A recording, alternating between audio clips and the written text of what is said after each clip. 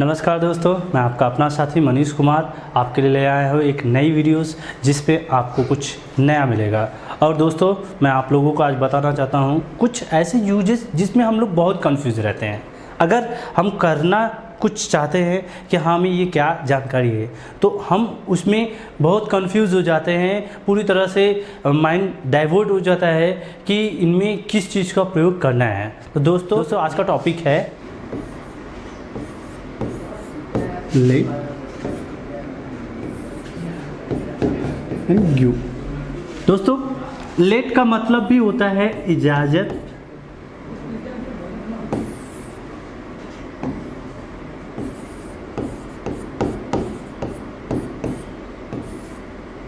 मांगना या देना।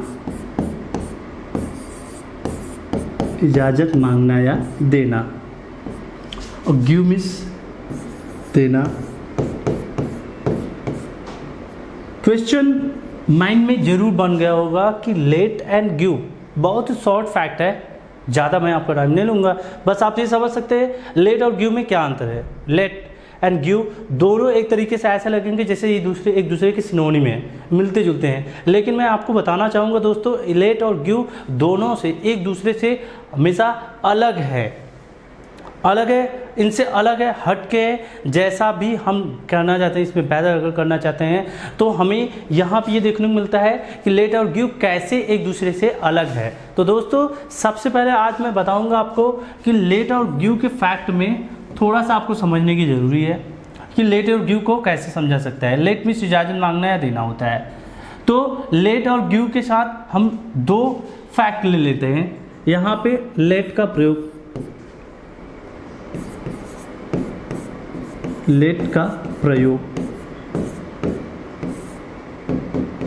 ये लेट का प्रयोग है। दोस्तों, लेट का प्रयोग कब होता है और कैसे होता है, किस तरीके से होता है, वहाँ पे आपको हम दिखाना चाहेंगे। लेट का प्रयोग जब भी करते हैं तो वहाँ पे हमेशा ऑब्जेक्टिव केस, गिव के साथ भी ऑब्जेक्टिव केस ही आता है, लेकिन थोड़ा सा अलग। कैसे अलग आएगा, किस तरीके से आएगा, इसके लिए हम आपको बताएंगे। लेट का प्रयोग हमेशा देखते हुए आपको ये बात ध्यान रखना है, यहाँ पे लेट का प्रयोग में आपको लाना है। जैसे हमने यहाँ पे कह दिया कि अगर आप इस प्रयोग को ले रहे हैं, इस प्रयोग से समझ रहे हैं, तो इसमें हमेशा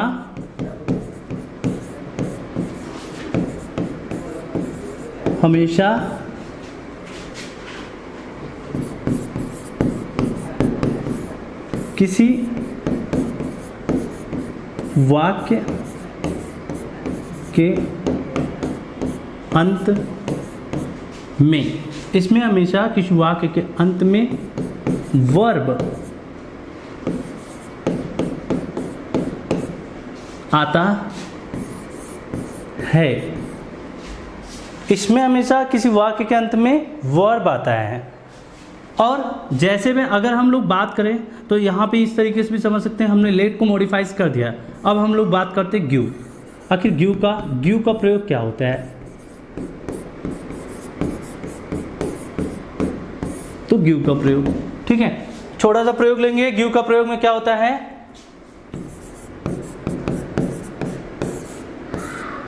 इसमें हमेशा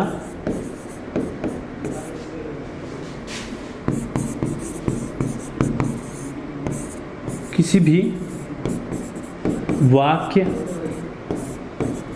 के अंत में नाउन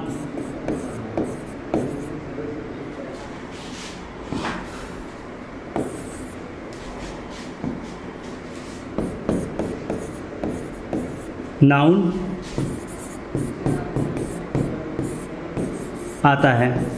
अब यहाँ पे आपको थोड़ा सा बात कंफ्यूजन हो सकता है, लेट एंड गिव कैसे, हाउ इज दिस पॉसिबल।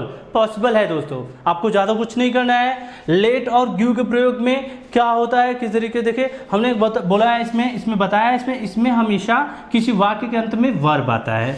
और गिव में क्या होता है, गिव का प्रयोग इसमें हमेशा किसी भी वाक्य के अंत में नाउन आता है। वर्ब एंड नाउन, वर्ब क्या मॉडिफाइज करता है, वर्ब व्हाट इज वर्ब? अगर वर्ब की बात करें तो verb is a word which shows the या which modifies the action of the work. किसी कार्य के होने या ना होने की प्रक्रिया को जब दिखाया जाता है तो वहाँ पे वर्ब को मॉडिफाइज किया जाता है। वर्ब किस कहते हैं? Noun a person, place, a person, the name of person, place, things और any other things, that is called noun. किसी वस्तु, व्यक्ति, स्थान के नाम को ही संज्ञा कहते हैं। अब आप समझ तो चुके होंगे कि हमें वर्ब और नाउन में भेद मालूम हो चुका है, मतलब अंतर मालूम हो चुका है। Different between now that both are, दोनों में क्या अंतर है? तो लेट का प्रयोग और गिव का प्रयोग हमने बता दिया। लेट मीन्स भी देना होता है एंड गिव मतलब भी देना होता है, लेकिन अगर इसके प्रयोग में देखें तो अंतर भिन्नता है। इस भिन्नता को हम लोग समझने के लिए थोड़ा सा एक काम करेंगे, उससे समझ सकते हैं। मेरे प्यारे दोस्तों, समझ में आपको आ गया हो कि लेट और गिव में क्या है प्रयोग या किस तरीके से अंतर है।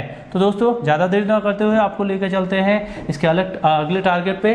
तो लेट और गिव से संबंधित थोड़ा कुछ फैक्ट जान लेते हैं, जिससे आप क्लियर हो जाए, अवगत हो जाए, ज्ञात हो जाए आपको कि किस तरीके से लेट एंड गिव काम करते हैं। तो दोस्तों जैसे हमने यहाँ पे बात कर लिया use of let, use of let, ये यूज ऑफ लेट हुआ और इधर हुआ यूज ऑफ गिव।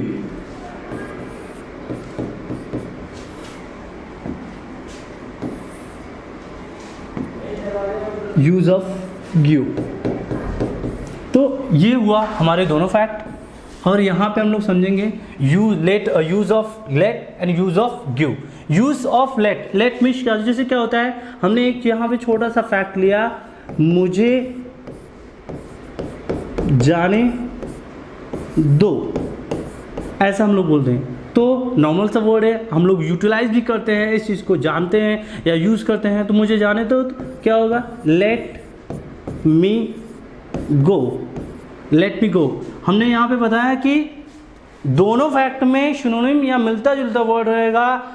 अगर आपके पास यहाँ पे लेट के बाद ऑब्जेक्ट आया है, वहाँ भी लेट के बाद ऑब्जेक्ट आएगा, लेकिन अंतर क्या रहेगा? गो, गो यहाँ पे वर्ब है, ठीक है। और उसके बाद क्या है? यूज ऑफ गिव, मुझे पेन दो, मुझे पेन दो। अब यहाँ पे हमारे पास ये भी ऑप्शन है, दो, यहाँ भी दो आ गया, लेकिन हमें थोड़ा सा फैक्ट देंगे, मुझे जाने दो, मुझे पेन दो। अगर हम लोग इसे प्रयोग करें, अगर हम ऐसा बोलें, ठीक है, गिव मी गो, तो गलत, पूरी तरह से गलत।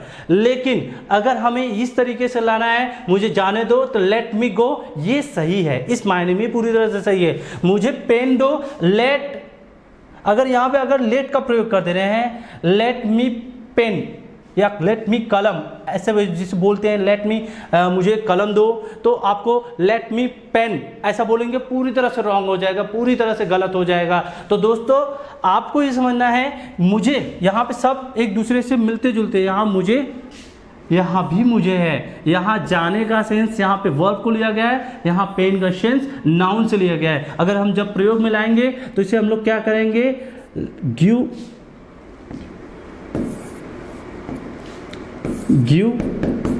मी pen, give me pen. So next target अगर हम लोग बात करें एक दूसरे सीक्वेंस ऑफ सेंटेंस, ये पहला सेंटेंस था जो कि हम लोगों को क्लियर किया। फिर दूसरी बात क्या है? अब दूसरे सेंटेंस में हम और भी तरीके से समझ सकते हैं। दूसरा सेंटेंस है, हमें इस किताब को पढ़ने दो, पढ़ने दो, तो हमें इस किताब को पढ़ने दो।